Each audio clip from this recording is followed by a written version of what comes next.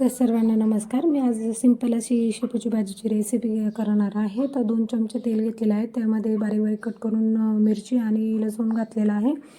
त्याचबरोबर त्यामध्ये थोडेसे आता जिरे घालणार आहे आणि जिऱ्यानंतर त्यामध्ये थोडीशी हळदसुद्धा ॲड करणार आहे। आणि हळदीनंतर मी व्यवस्थित शेपू एकदम बारीक कापून घेतलेली आहे। कापून आणि स्वच्छ 2-3 पाण्याने धुवून घेतलेली आहे, ती पण ॲड करणार आहे त्यामध्ये। आणि शेपूची भाजी ॲड केल्यानंतर चवीनुसार त्यामध्ये मीठ घालणार आहे। आणि मी मुगाची डाळ ॲड केलेली, ती मी अर्धा तास आधी भिजवून ठेवलेली होती, त्याने पण एक वेगळी टेस्ट येते भाजीला।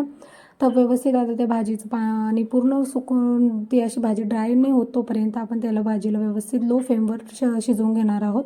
तुम्ही बघत असाल तसे तर भाजी पूर्ण अशी शिजलेली आहे आणि भाजीची क्वांटिटी पण किती कमी झाली आहे, किती दिसत होती आणि किती थोडी झालेली आहे।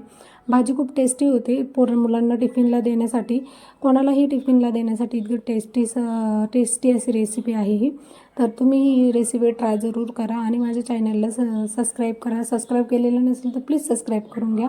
आणि मी असेच नवनवीन आणि क्विक होणाऱ्या रेसिपीज या चॅनलवर शेअर करणार आहे। तर धन्यवाद।